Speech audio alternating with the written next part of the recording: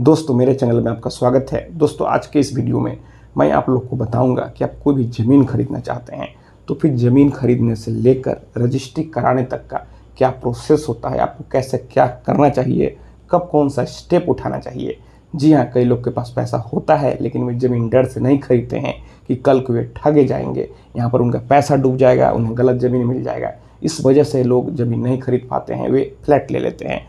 तो फिर मैं आज की इस वीडियो में यही क्लियर करने वाला हूं कि आपको क्या क्या करना चाहिए। तो दोस्तों इसे जानने के लिए आप इस वीडियो में अंत तक बने रहें, और अगर आप मेरे चैनल पर नए हैं तो फिर चैनल को सब्सक्राइब करके बेल आइकन को भी प्रेस कर लीजिए, ताकि मैं जब भी कोई ऐसी इन्फॉर्मेटिव वीडियो आप लोग के लिए अपलोड करूं तो फिर आप लोगों को उस वीडियो की नोटिफिकेशन मिल सके। यहाँ पर सबसे पहली बात कि आपको घबरा कर कोई भी डिसीजन नहीं लेना चाहिए, आपको सोच समझ के डिसीजन लेना चाहिए। यहाँ पर जो बगल वाला पार्टी है आपको कितना भी बेचैन करे लेकिन आपको घबराना नहीं चाहिए। उसके बाद आप जो भी प्लॉट देखें तो यहाँ पर जनरली यही होता है कि आप जो भी प्लॉट देखते हैं यहाँ पर पहले आप उसे कुछ टोकन मनी देते हैं। यहाँ पर यह अमाउंट 2000 से लेकर 5000 रुपये तक हो सकता है या फिर उससे अधिक भी हो सकता है। तो फिर आप उसे जब पैसा देते हैं तो आपको पेपर देता है, फिर आप उसे पेपर लेते हैं और फिर आपको यहाँ पर पेपर को अच्छे से चेक कराना चाहिए। आप यहाँ पर अपने रजिस्ट्री कार्यालय में जा सकते हैं और फिर कर्मचारी से मिलकर आप रजिस्टर 2 में चेक कराएं कि जो व्यक्ति आपको रजिस्ट्री करेगा, जिसके नाम से वहाँ ज़मीन है, रजिस्टर 2 में उसका नाम दर्ज है या फिर नहीं है। और आप यहाँ भी देखें कि लगान रसीद कट रहा है उसके नाम से या फिर नहीं। आपको यहाँ पर कर्मचारी से जाकर मिलना चाहिए, या फिर आप यहाँ पर पेपर को चेक कराने के लिए किसी वकील की मदद भी ले सकते हैं। जो यहाँ पर प्रॉपर्टी लॉयर होते हैं, अगर आप उनसे मिलते हैं, जो प्रॉपर्टी के स्पेशलिस्ट एडवोकेट होते हैं, वे यहाँ पर पेपर को चेक करने में आपको मदद करेंगे। तो फिर आप यहाँ पर एडवोकेट की फ़ी देकर आप उनसे भी सलाह ले सकते हैं। या फिर सबसे अच्छा तरीका यह भी हो सकता है कि आप उस प्लॉट पर कुछ लोन ले लें। जब आप लोन ले लेंगे तो फिर यहाँ पर बैंक अपने स्तर से यहाँ पर उस प्रॉपर्टी को वेरीफाई करता है। तो यहाँ पर आपका प्रॉपर्टी वेरीफाई हो जाता है। आप कुछ ही अमाउंट लोन ले लें लेकिन आपको लोन ले लेना चाहिए। तो आप यहाँ काम करते हैं, फिर यहाँ पर आप जैसे ही पेपर से संतुष्ट हो जाते हैं आप यहाँ पर उस पर अपना पोजीशन ले लें। जी हाँ, जनरली यही होता है। आप टोकन मनी देते हैं, आप पेपर को चेक कराते हैं, फिर आपको उस पर पोजीशन ले लेना चाहिए।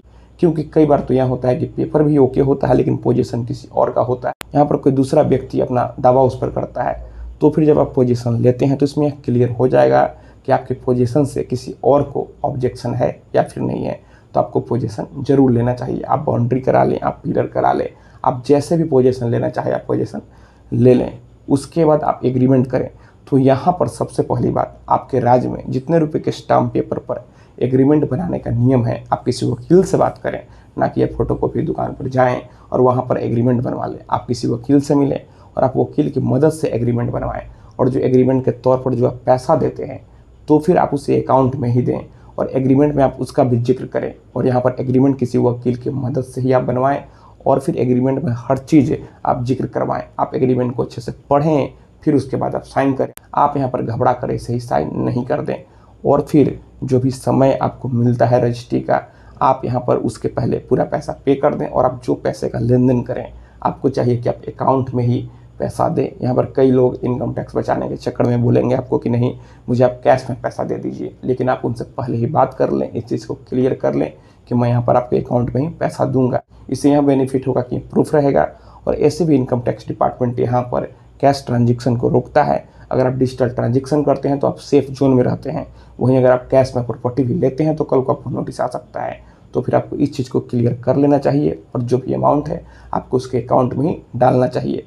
और एग्रीमेंट जिस पार्टी के नाम से ज़मीन है जो आपको रजिस्ट्री करेगा, आपको उससे ही एग्रीमेंट करवाना चाहिए, न कि मीडिएटर से करा लेना चाहिए। कई लोग मीडिएटर को जानते हैं और मीडिएटर से करा लेते हैं, लेकिन आपको ऐसा नहीं करना चाहिए।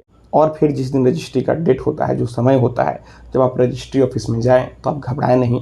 आप यहाँ पर डेट को अच्छे से पहले पढ़ लें, यहाँ पर आप समय लें, आप अच्छे से पढ़ें, फिर उसके बाद आप प्रोसेस को आगे बढ़ाएं। और जो 2 विटनेस का उस पर सिग्नेचर होता है, आप यहाँ देखें कि जो वह विटनेस है वह कोई काल्पनिक ना हो, यहाँ पर वह न्यूट्रल होना चाहिए। यानी कि कल को कोई भी ऑब्जेक्शन होता है, कोई भी दिक्कत होता है, ताकि कल को कोई भी इशू हो तो वह जो 2 विटनेस है आपके फेवर में कोर्ट में गवाही दे। तो विटनेस यहाँ पर न्यूट्रल होना चाहिए और आपको डेट को अच्छे से पढ़ना चाहिए।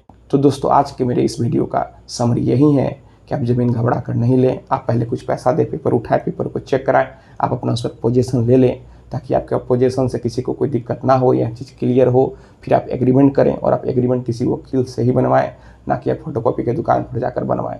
उसके बाद आप जब रजिस्ट्री करवाएं तो रजिस्ट्री के दिन भी पेपर को अच्छे से पढ़ें और जो पैसों का लेन देन करें आप सीधे अकाउंट में ही करें। तो दोस्तों मैं आशा करता हूँ आपको ये वीडियो पसंद आई होगी। अगर मन में कोई भी सवाल है तो आप नीचे कमेंट बॉक्स में कमेंट करें, और अगर आप हमसे सीधे जुड़ना चाहते हैं, फ़ोन से बात करना चाहते हैं, मन में कोई भी सवाल है तो फिर आप हमें इंस्टाग्राम पर फॉलो करें।